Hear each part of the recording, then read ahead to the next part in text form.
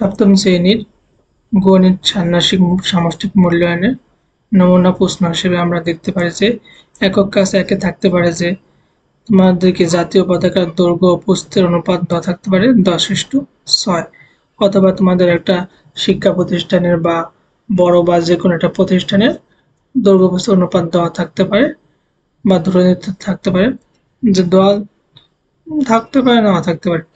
তারপর এখানে জাতীয় পতাকার কিছু নিয়ম আছে, এই নিয়মগুলো কি থাকতে পারে নাও থাকতে পারে যে বাম দিক থেকে কি পতাকার মোট দৈর্ঘ্যের এত ভাগ থেকে প্রস্থ বরাবর একটা দাগ টানতে হবে।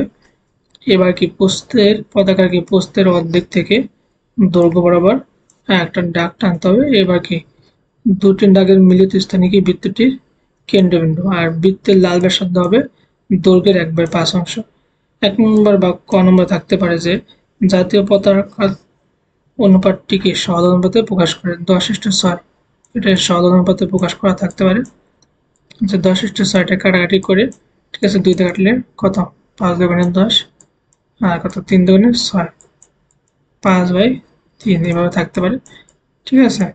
আর 2 নম্বরে থাকতে পারে জাতীয় পতাকাটির লাল বৃত্তের ব্যাসার্ধ নির্ণয় করো।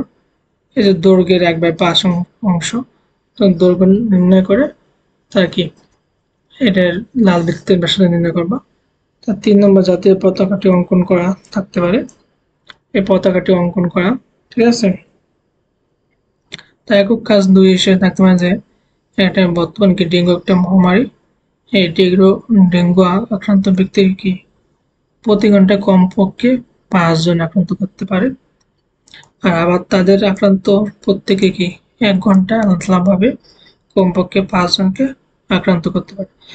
করোনা বা কোভিডের যে অঙ্কটা আছে তোমাদের বইতে, সেরকম ভাবে কি ডেঙ্গু থাকতে পারে বা ব্যাকটেরিয়ার সংখ্যা বৃদ্ধি, ঠিক আছে, যে প্রতি সেকেন্ডে ব্যাকটেরিয়া এত সংখ্যক বৃদ্ধি হয়, ঠিক আছে। তারপর 1 নম্বর থাকতে হবে যে কোনো রকম স্বাস্থ্যবিধি মানা না হলে চতুর্থ ঘন্টায় কতজন ডেঙ্গুতে আক্রান্ত হবে। 2 নম্বর থাকতে হবে যে কোনো রকম স্বাস্থ্যবিধি মানা না হলে 11তম ও 14তম ঘন্টায় কতজন ডেঙ্গুতে আক্রান্ত হবে, ঠিক আছে।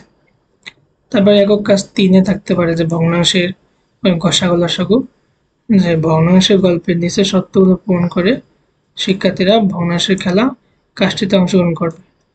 আর প্রত্যেকে কি 2টি করে ভগ্নাংশ লিখবে যাদের হর ও লব উভয়কে 1 অঙ্ক বিশিষ্ট। এরকম ভগ্নাংশ লিখতে হবে যে 1 অঙ্ক বিশিষ্ট, যেমন 1/7, 2/3, ঠিক আছে, 1 অঙ্ক বিশিষ্ট লিখতে হবে, 2টা ভগ্নাংশ লিখতে হবে।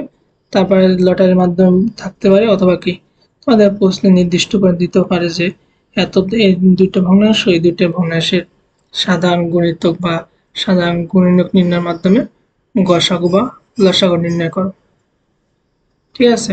অথবা তোমাদের লটারির মাধ্যমে ভাগ করে দিতে পারে শিক্ষক। তারপর 1 নম্বর বলা থাকতে পারে যে তোমার নেওয়া ভগ্নাংশ দুটির অনুপাত নির্ণয়। তুমি 2টা ভগ্নাংশ নিলা বা যে 2টা প্রশ্ন দেওয়া থাকতে পারে সে 2টার কি অনুপাত নির্ণয় করা বলা থাকতে পারে।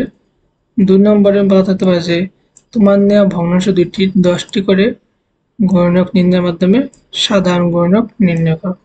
অথবা এখানে সাধারণ গুণক কি সাধারণ গুণিতক থাকতে পারে, ঠিক আছে, সাধারণ গুণিতকের মাধ্যমে গসাগু বা লসাগু নির্ণয়, ঠিক আছে।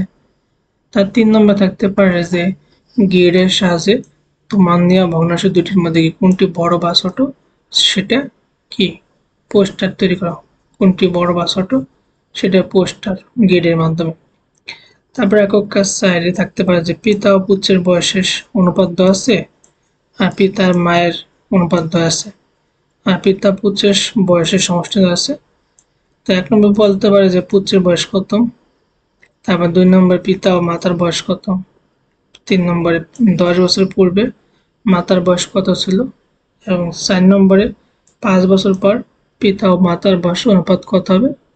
তারপর 5 নম্বর থাকতে হবে যে মায়ের বয়স কি পুত্রের বয়সের শতকরা কত ভাগ, ঠিক আছে।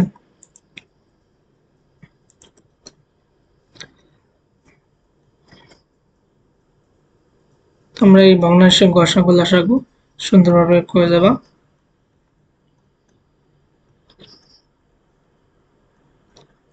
তারপরে যে জিরাফের এগুলো আর সহজ অনুপাত, লঘু অনুপাত, গুরু অনুপাত এগুলি একটা করে উদাহরণ আর কাকে বলে সেগুলি মুখস্থ করে যাবো। ঠিক আছে, ঠিক আছে, অনুপাত সংক্রান্তই উদাহরণ মুখস্থ করলে থাকতে পারে।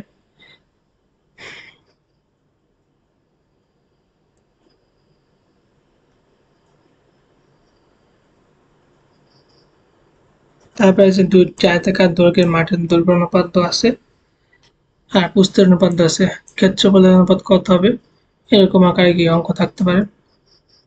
তারপরে যে 1/1:4 এটাকে শতকরা প্রকাশ করো বা এটা গ্রিড অঙ্কন করো এরকমও থাকতে পারে।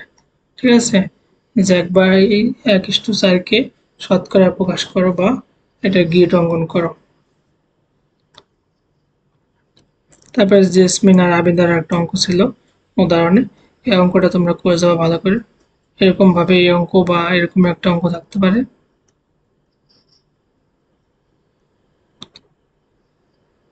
তারপরে যে তোমার শিক্ষা প্রতিষ্ঠানের দালানের দৈর্ঘ্য বা প্রস্থ বা উচ্চতা নির্ণয়, এটা দৈর্ঘ্য প্রস্থ উচ্চতাকে তোমার টিচার বলে দিতে পারে। ঠিক আছে, সেই অনুযায়ী কাজ করতে হতে পারে।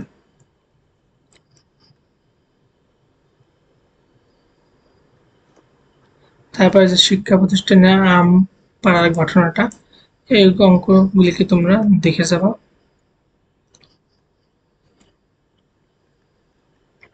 তারপরে জাতীয় পতাকা তৈরি, এই পতাকার এই অঙ্ক এখানে কি জাতীয় পতাকা অঙ্কন আসার সম্ভাবনা অনেক বেশি। ঠিক আছে, যেখানে একটা কাজ দেওয়া আছে যে জাতীয় পতাকা তৈরি।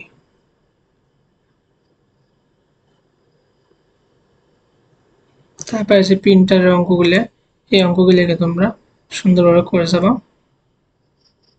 তারপরে যে অধ্যায় ঘরের টেবিলে চেয়ার বসানোর সমস্যা, জ্যামিতি আসবে। ঠিক আছে, জ্যামিতি আসার সম্ভাবনা অনেক বেশি, তোমরা সুন্দরভাবে জ্যামিতি করে যাবা।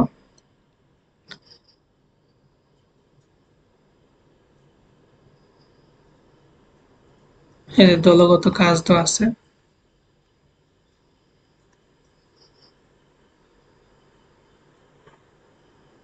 যে তোমার ইচ্ছা মতো কাগজ কেটে সামান্তরিক বানাও, তারপর সামান্তরিকের কোণগুলো কি সমান কিনা সেটা নির্ণয় করো। তারপরে যে ত্রিভুজের 3 বাহু দিয়ে কি ত্রিভুজ গঠন সম্ভব কিনা, কোন কোন শর্ত অনুযায়ী, সেগুলো কি সৃজনশীল আকারে বা ইয়ে থাকতে পারে।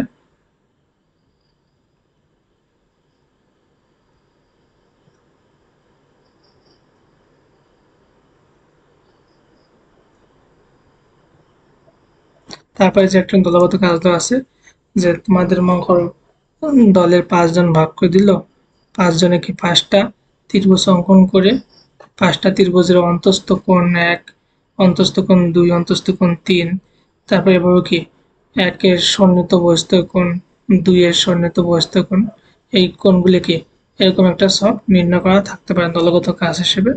ঠিক আছে, যে 5 জনে 5টা ত্রিভুজ অঙ্কন করে তারপর এগুলো কি ছক নির্ণয় বা ছকটা তৈরি করতে পারে।